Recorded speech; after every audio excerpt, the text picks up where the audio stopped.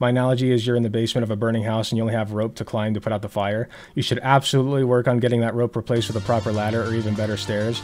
But your house is on fire, you have to climb up the rope and put out the fire in order to get those better systems set in place. Yes, exactly. No, that's a really good analogy, yeah.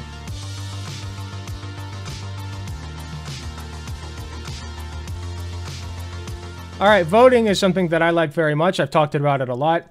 I think that, I'll reiterate once again, I'm not going after lefties who don't want to vote. You know, like, if you're personally just don't feel comfortable voting for Biden, whatever. Like, I'm not going to convince you at this point, if you're a lefty, that is. If you're, like, a centrist or a moderate or whatever, and I can convince you to vote rather than not vote or not vote third party, then perhaps this video is for you. My main problem was with people who tried to convince other people not to vote. Like this person here looks like they're trying to do Anarch. Now, I've never heard of Anarch, and I'm going to be as kind as I can toward Anarch because, you know, I understand that Joe Biden is not the best president in many regards, but we do live in America. I do like democracy, and I think that it's very important to vote, you know, because the leaders that you vote for, the leaders that get into office are the ones who kind of dictate the playing field. You know what I mean? Like, they're the ones that set the rules, quite literally, for what kind of environment we're playing in. And Joe Biden, as opposed to Donald Trump, has made it a more, as to the best of his ability, I guess, a more welcoming environment, especially for like gay and trans people,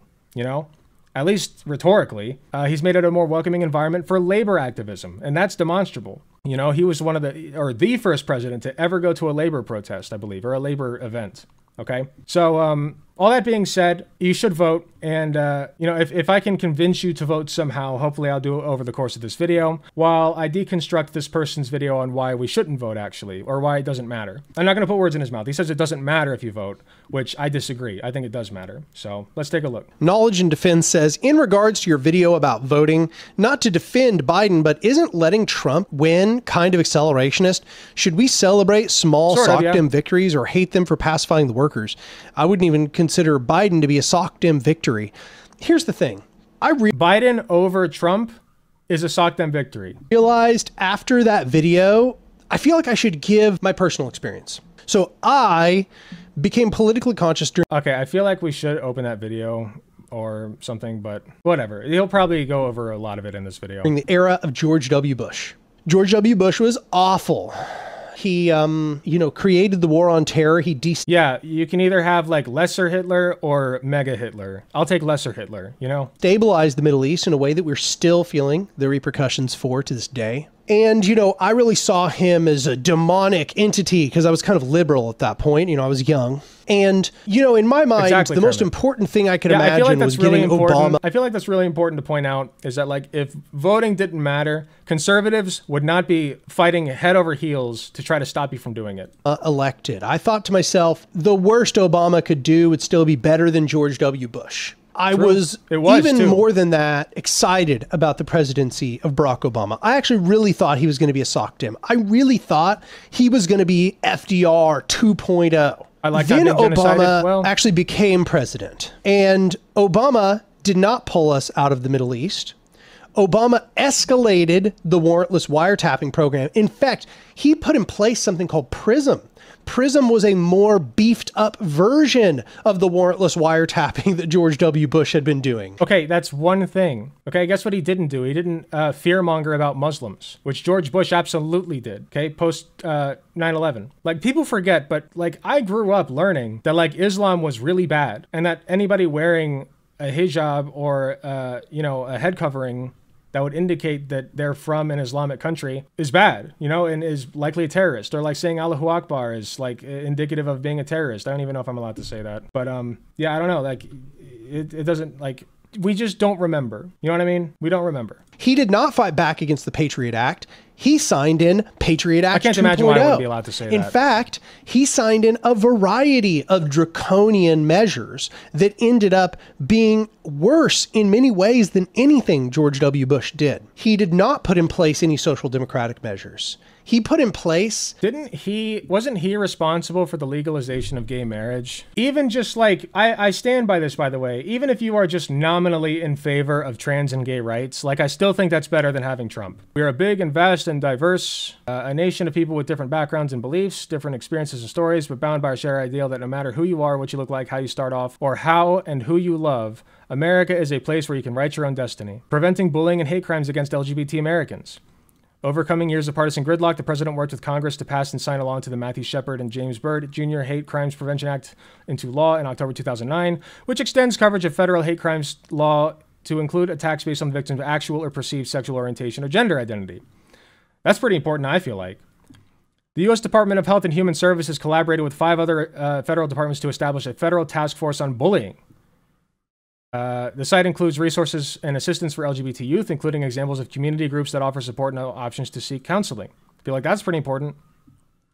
Supporting LGBT health, repealing Don't Ask, Don't Tell, ending the legal defense of the Defense of Marriage Act. Like, yeah, protecting LGBT Americans against discrimination, taking steps to ensure LGBT equality and housing and crime prevention. I feel like, okay, I'm starting to get the impression that anybody who's like talking against voting is just not taking into account the LGBT community, like queer people, you know, gay and trans people. Like, you're really just not considering them. You know what I mean? Like, it sucks to say that. And I don't think that's true of anybody who's not voting. I get that Biden is not great when it comes to Israel, to say the least. Let's really consider this. You know, like, yeah, Obama wasn't the shit, okay? He was not the shit. He wasn't. But he did do a hell of a lot for gay and trans people. You know, let's remember that. For our healthcare replacement, a plan literally created by the Heritage Foundation. And I know you're hearing that and you're saying, okay, well, that stuff all really sucks. But what I want to emphasize to you is that But like, do you really think that John McCain or Mitt Romney would have done anything better? Like, if Mitt Romney had taken the presidency or John McCain had taken the presidency, they could have like, gay marriage would still not be legal. Imagine that. You know, they're trying to repeal it as we speak in the Supreme Court almost. You know, like, I think they've at least talked about it. So let's really consider this. Going to get worse every single presidency, no matter who enters the presidency. Tell me all the times that Obama went to a pro-labor, like a pro-union organization, you know, to support the union labor activists, whatever. Oh, he didn't do that, did he? But apparently, like, I think that Joe Biden is literally more progressive than Obama ever was. You know, he also pulled out of Afghanistan. Let's not forget that. It's probably the best thing he ever did as a president, even if it was done sloppily. So don't forget that. You really think that Donald Trump would have done that? I think the not. And it's so hard to get people to land back down on the ground, to come back down to reality, because they keep talking about the lesser of two evils. Yes. But every single person who gets elected, who gets into power, escalates the level of the machine from the previous person. I just don't agree. You know, look, here's an example. You're like, oh man, surely Biden is better than Trump. Okay, sure. I mean, abstractly, yes. Yeah, no. Yes. Without a doubt. Go read Project 2025. I only know a little bit of it, but from what I've read of it, it looks really bad. Okay? So yes. But practically, and by the way, if you deny that, you're just politically stupid. Sorry. Joe Biden has just continued the escalation of the border crisis. Everybody was out in the What do you think Trump would do? Streets, having a meltdown about children in cages and abolish ICE when Trump was in the presidency. Why is bro wearing a shirt like that? Yeah, I don't want to be too mean, but yeah, the drip could use some work. But now that Biden's president, everybody likes to pretend like it's not a problem. Biden didn't do anything to fix that problem.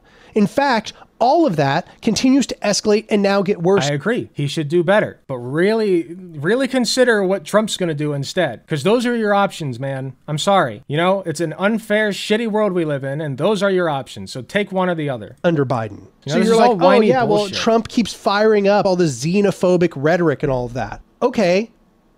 But yes, Biden is all of those things. Biden is increasing and Trump's border security. He's continuing to build. No, legitimately, do you really think Trump is going to be better, worse, or the same? Better, worse, or the same? Because if you think it's anything but worse, then you're delusional. You are delusional. The wall. There was this token maneuver where they wanted to remove some barbed wire. Nothing happened. They put in more barbed wire. I know. Biden has been overseeing the escalation of the destruction of Palestine. He is helping Israel genocide the Palestinians. Which Trump would also do. And it's like, I'm not saying but worse that one or another of them is all of that plus transphobia and homophobia and Islamophobia and escalation of all of that. So take your pick, man. Not better or worse in some abstract sense as to what they say they're going to do. But I'm saying in a practical sense, that one or another of them is not better or worse in some abstract sense as to what they say they're going to do. Trump is objectively worse than Biden. Objectively. And I know I've already said it, but if you think otherwise, you're delusional.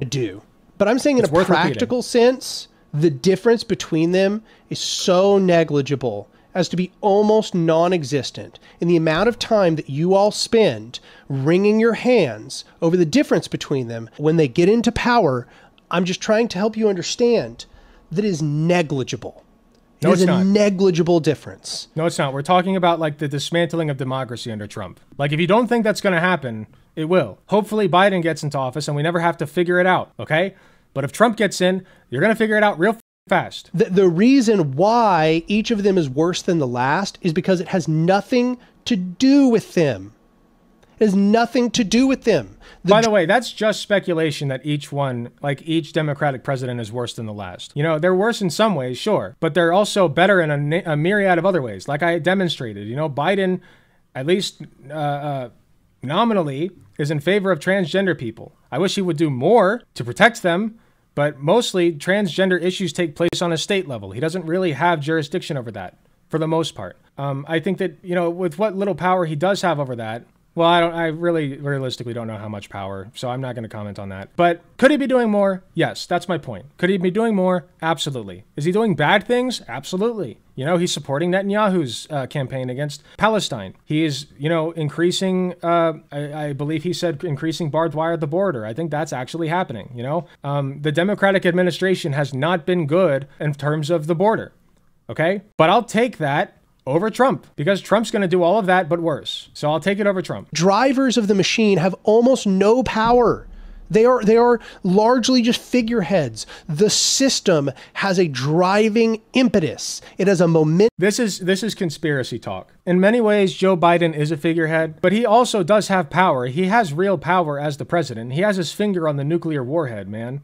Like on the nuke button. So like, yeah, he has power. And saying otherwise is tinfoil hat shit. Momentum that will not be stopped by a Joe Biden or anybody else you want to put into a position of power.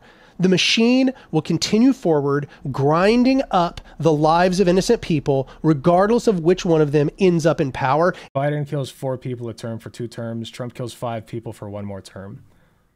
Yeah, I mean, people only pay attention to this track. Okay, but that's still Trump killing more people. Where's the one I'm looking for? There's a specific one. Like this, okay, I'll just use this because this is basically what we're working with. Obviously, neither of these choices are very good. You're still killing somebody. But if the top track represents Biden and the bottom track represents Trump, you know, I'm going to take Biden. Sorry. Like if I have to pick one. I know that the actual trolley problem is you just let the trolley keep going. I get that.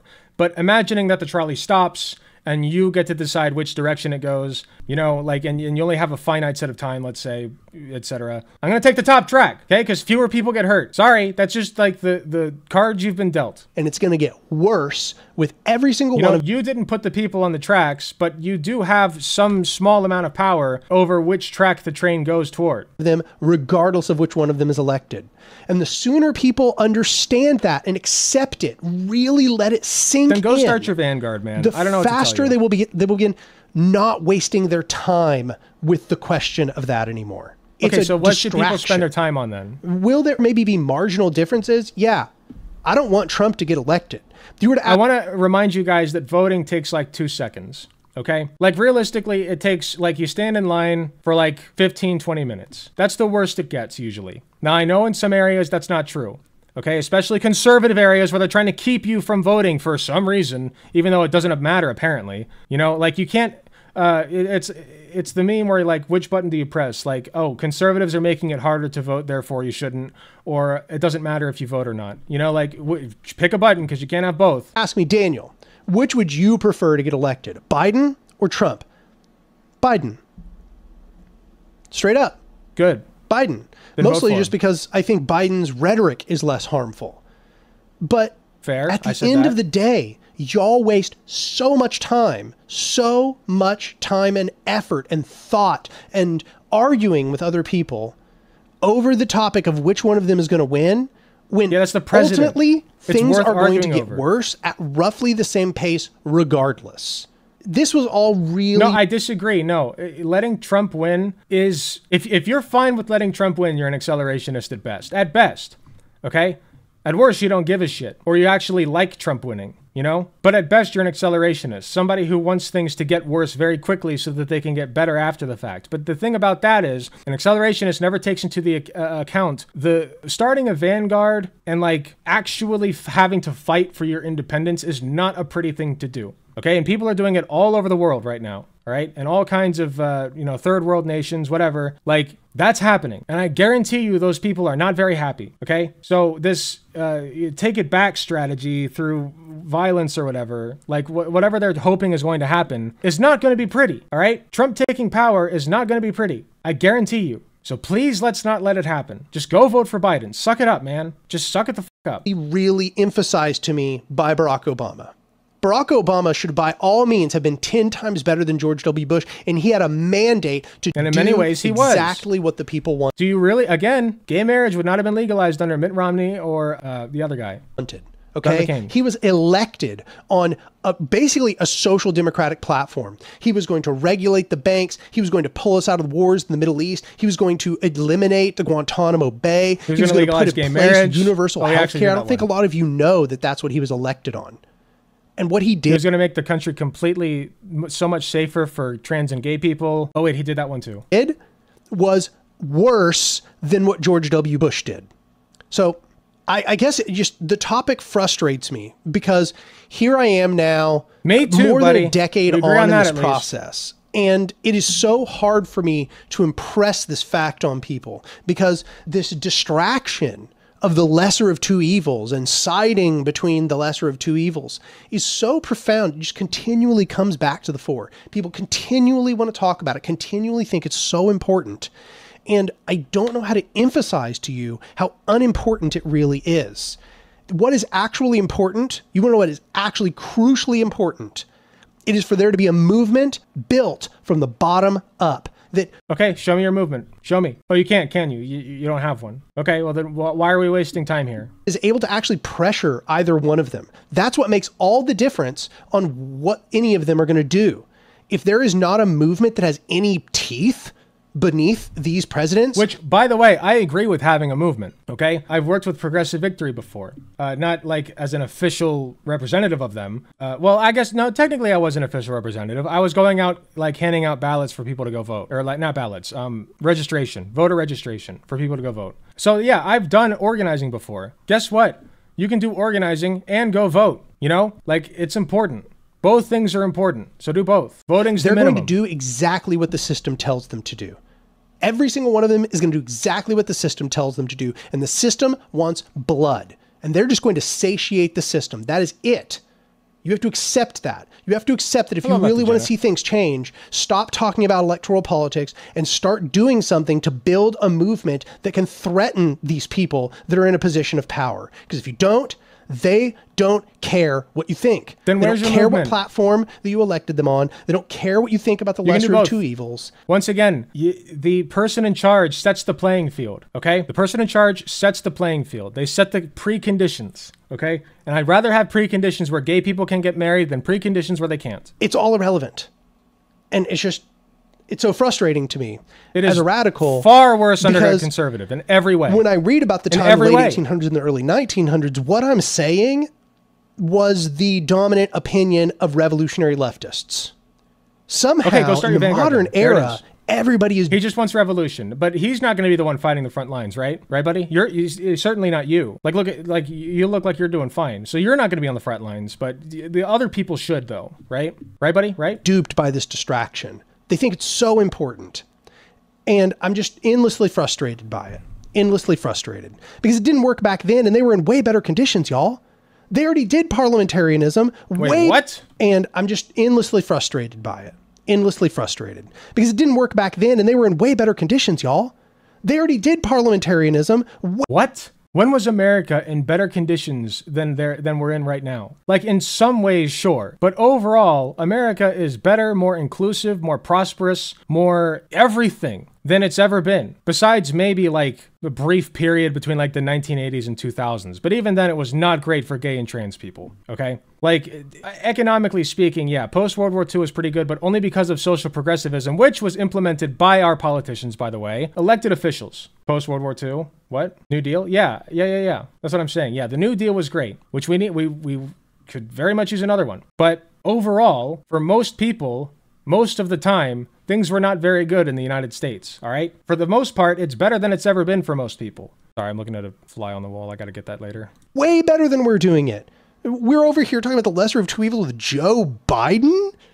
They had literal social democrats and revolutionary socialists in positions of government, and it still led to everything I just described. It still led to the cycle of more and more blood, of more and more brutality, with parliaments that were full of socialists. Tina's lying. I've never lost a debate ever. I'm endlessly tired. It's such a tedious conversation to me because I'm sure until you are, buddy. You have banked on things getting better when one of these lesser two evils gets into power, and you've seen that it absolutely just doesn't, and you've seen it happen numerous times, you're not going to be broken of this conception. It's not. I'm a broken record, but things did get better for a lot of people when Democrats were in power. You know when it never got better for people? When a Republican was in power. Almost never. I'm sure you could find like a few examples here and there, but for the most part, the Democratic Party, at least since the party swap, has been the progressive party, and they've been the party that has been making things better rather than actively making things way, way worse. I'm going to get Katie. Yeah, okay, go get Katie. Go get Katie. Make her say that you want to debate. Sure, okay. Fun. It's actually thoroughly disenchanting. It's actually thoroughly disturbing, but y'all are going to have to go through it. You're going to have to witness it firsthand before you understand. You know what you're going to have to witness firsthand if Trump wins? Loss of democracy. So I hope you're prepared for that. What I'm saying. Sure, right now you're like, Daniel, this is irresponsible, blah, blah, blah, blah, blah. I don't care. Because I've experienced this firsthand. I have actually lost debates before. And you're going to see it happen too. I'm not that And I hope you come around to what I'm saying right now, because it's crucially important that everybody understands what I'm saying and comes around to the understanding that I'm trying to express. It was a long time ago. Tempest Lord Ryan says, I already went through it with Biden. Yeah, I'm glad that you went through it, because this is an important process, this disenchanting process. Like, that's it at the end of the day, right? Okay, you went through it with Biden. Oh, sorry. Trump will be better though, right? Right, buddy? Right? Is necessary for us to do anything that can actually change society.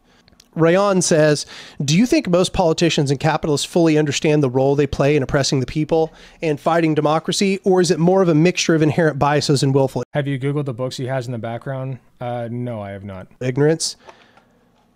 It's all of the above. It's all. Do you think most politicians and capitalists fully understand the role they play in oppressing the people and fighting democracy? Or is it more a mixture of inherent biases and willful ignorance? I mean, I think there are some capitalists that understand it, but for the most part, capitalists are just part of a machine. You know, I don't think necessarily that every capitalist is evil. I think that a capitalist is more inclined to be evil because generally that tends to be more profitable. But ultimately, a capitalist is going to make their profit, their dollar, one way or another. Morals don't really come into the equation. It's amoral. Now, if you're a more moral capitalist, then you might say, well, there are some steps that I wouldn't take, like, you know, would you kill a child for $5 million, etc.? Not that that's like a real scenario. Some capitalists would do that for sure, but other capitalists would say, no, I think that's a step too far. Ultimately, it's mostly just normal people stuck in a system that, you know, that sucks all of us in and won't let go. And willful ignorance. It's all of the above. It's all of the above. I think that some of them enter with just some inherent biases and willful ignorance, but that over time it becomes knowledge of the role they play in oppressing the people. And some of them enter with the knowledge of the role they play. Like Trump knows what his role is. I don't know. I feel like that's giving Trump too much credit. You know what I mean? Like, Trump is pretty dumb. He's smart in some ways. He's very good at pulling in an audience, but he's pretty dumb. He mostly just caters to the conservatives. Knowledge and defense. If you don't want to ensure the victory of the lesser evil in a scenario where one evil must win by the end of the year, then what is accelerationism? That's not accelerationism. The system is already accelerating. That's the point I'm getting across. It doesn't matter which one gets into power. Okay, but the thing about accelerating objects is they can always accelerate faster, okay? So if you want to accelerate it faster, then by all means, don't vote. The system is accelerating.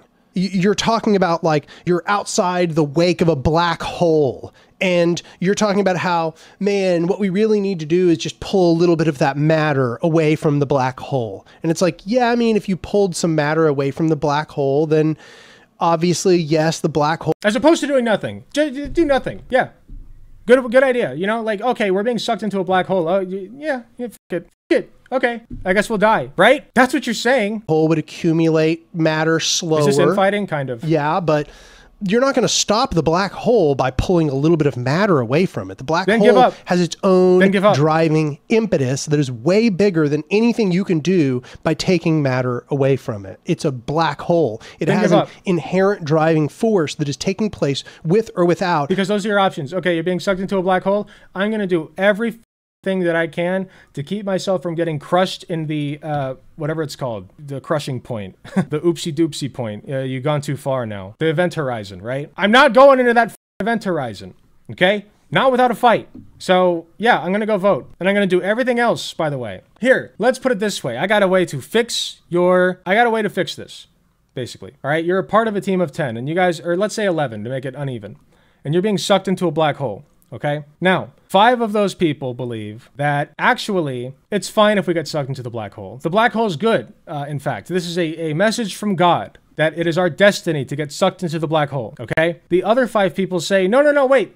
Actually, we should be doing some things to prevent ourselves from going into the black hole. Like pulling away a tiny bit of matter. You know, something that's not going to affect much at all, but at least it's something, right? And then you're sitting here thinking, well, gee, we shouldn't be pulling away a tiny bit of matter. We have a light speed accelerator that we could try to use. Yes, it's broken right now, but like, let's try to start fixing it, you know? Let's try to start fixing our light speed accelerator so that we can get away from this black hole. You know, I don't think anybody's thought about that yet. So you guys take a vote, and 5 of you vote, you know, let's let ourselves be sucked into the black hole. And then 5 of you vote, well, let's not let ourselves be sucked into the black hole. Let's take minimal efforts to prevent it, you know? And in your head, you're thinking, well, that's minimal efforts. I don't want to take minimal effort, so I'm just not going to vote. I'm just not going to vote, right? And then the other 2 groups of people end up fighting the entire time, and then you guys all die. That's how that works. Is that what you want? Yeah? Like, I feel like that's a pretty good analogy. Like, yeah, you should be trying to fix that fucking light particle accelerator, whatever it's called. But even if the other people don't want to do that, at least they want to do something to prevent you from being sucked in. So I'm going to side with them. At least it's something. It gives you more time, right? That's really what it's all about. Giving you more time so you don't get sucked into the event horizon. I'm sure people who got their student debt canceled wish Trump had been voted in 2020. Yeah, for sure. Yeah, Biden did that. I remember. Yeah, I remember that. Biden, you know, forgave some student debt. I think that's pretty cool. Sorry for parasocially reposting my chat message, but I think you want to read. My analogy is you're in the basement of a burning house and you only have rope to climb to put out the fire. You should absolutely work on getting that rope replaced with a proper ladder or even better stairs. But your house is on fire. You have to climb up the rope and put out the fire in order to get those better systems set in place. Yes, exactly. No, that's a really good analogy. Yeah. Thank you. Okay, let's keep going. Your small, little, tiny tweak of the knobs. Okay. And the same thing is true with this system. This system has a driving momentum much greater than any individual within the system can change when you elect them. Then give up. Then give up. I have nothing more to say to you. I'm tired of people convincing others that their vote is not worth their time. It is, okay? You are one of a collective. If you truly believe in collectivism, then this whole your vote doesn't matter thing is anti-collectivism. It's anti-Marxist, okay? So, no, I refuse to accept it. Stop convincing people that voting isn't worth their time or their effort. If you're not convinced that you should vote and you think that you could be convinced, then hit me up in the DMs, you know? Like, if I can convince even just one more person to vote, then I've done my job. Hey, thanks for watching. If you enjoyed the video, please be sure to hit the like button, subscribe if you want to see more, hit the notification bell to be notified when I upload. If you enjoy my content, you enjoy what I do, I really appreciate any financial help that I can get. Go to youtube.com/AlecGunterTTV/join. You got some awesome benefits, such as seeing early videos, awesome emotes that you can use in the comments of YouTube videos, and a sweet badge next to your name. So if that sounds interesting to you, I'd really appreciate if you join. It is cheaper than the cost of a blowjob from your mom. So with all that being said, thank you again for watching, and I'll see you all in the next video.